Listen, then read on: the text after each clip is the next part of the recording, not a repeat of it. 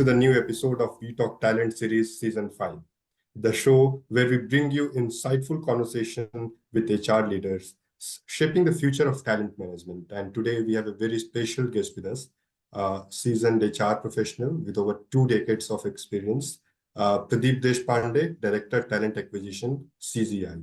Pradeep, it's a pleasure to have you on the show. Thank you so much, Anmol, for inviting me and giving me this opportunity to interact with you. I really appreciate that from you.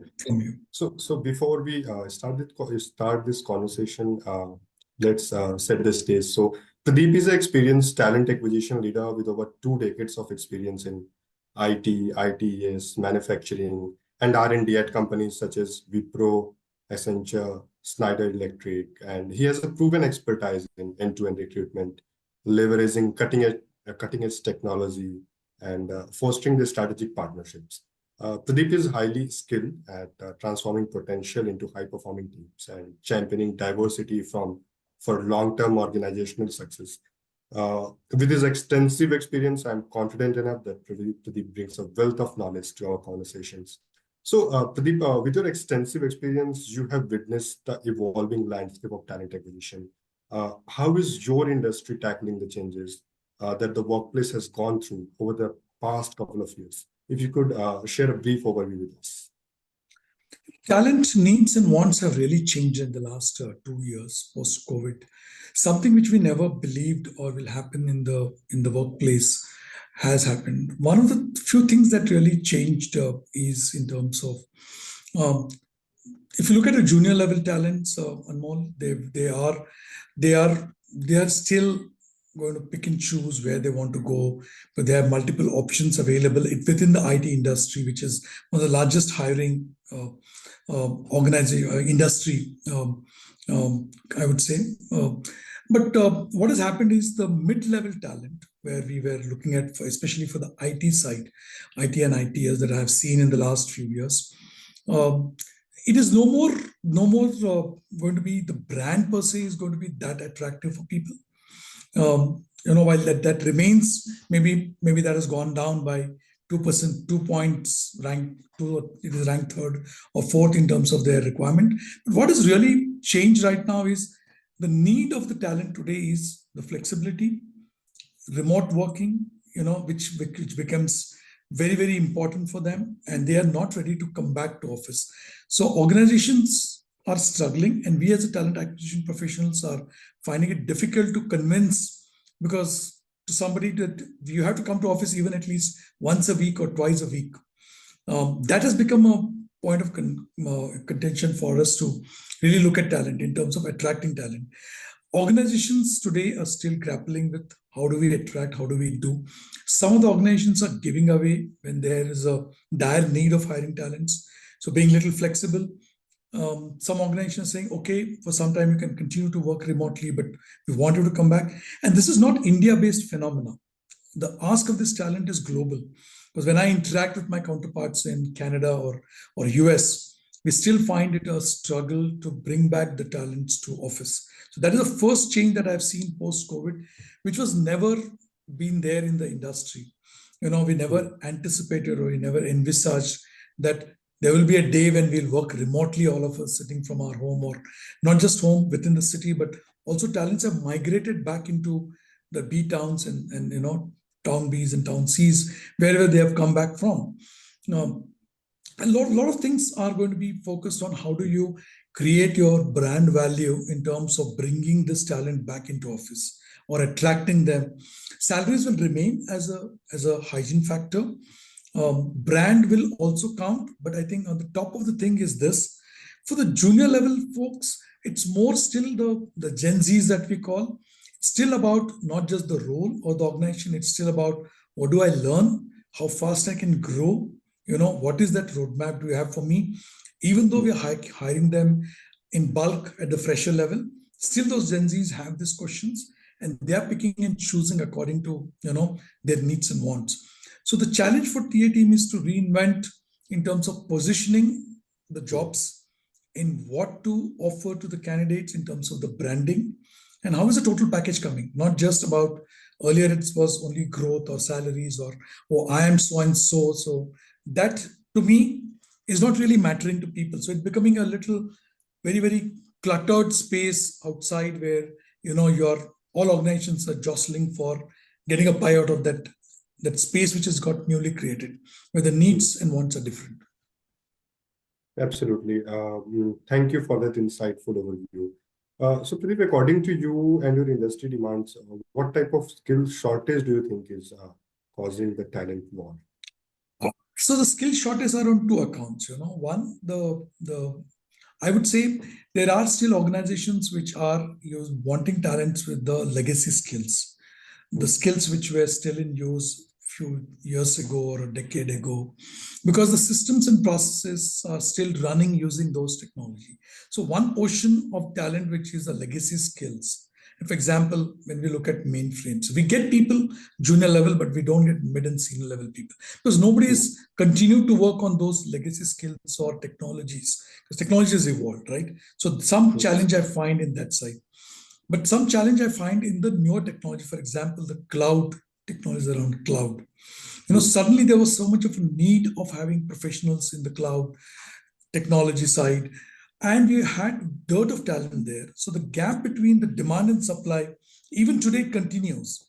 It was acute.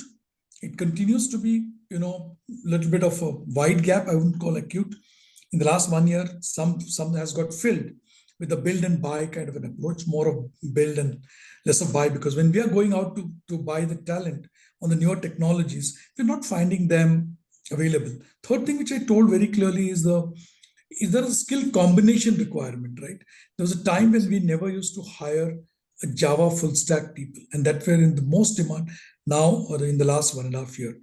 There, people used to do a portion of that skills if they were skilled on candidates. But today they need to know the entire gamut of full stack, the back end, the front end, the middleware, and everything they need to know.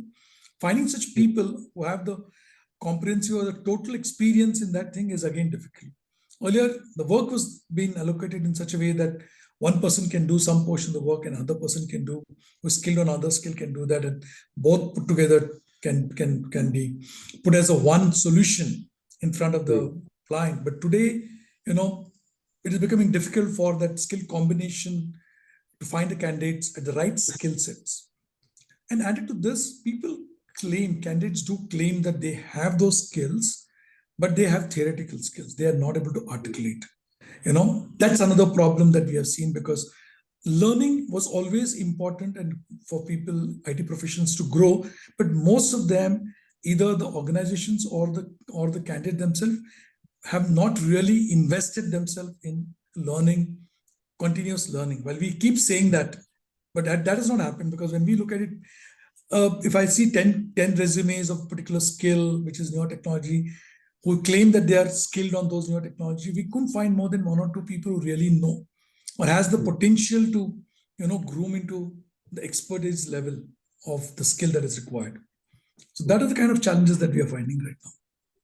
So great insights. Moving towards our last question for the show, Pradeep, you have been at the forefront of human resources for quite a long time.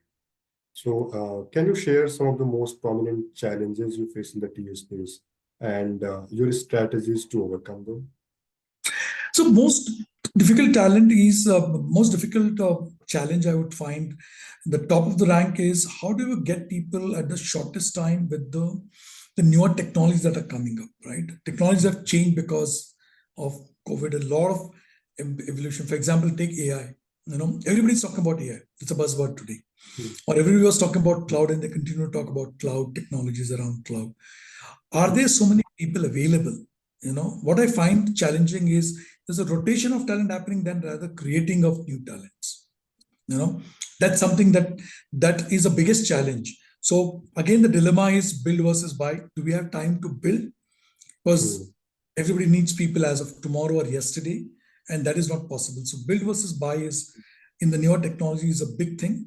And compounded to that, it's the cost, as I said, cost of acquisition is really, really a challenge for IT organizations today, because if you look at it, most of the organizations struggling on the bottom line, meeting the bottom lines, while the top line can still be maintained in some way or the other, but how do we maintain the bottom line? And 80% or 60-70% of the cost today in IT is all about the salaries and all about the cost of acquisition, right?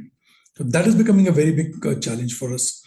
In terms of how we're managing it, so we are doing multiple solutions. Somewhere we are saying build, and somewhere we are saying buy. Build, when we are saying we are taking people on the base technologies, we are training through partners, or we are upskilling internal people.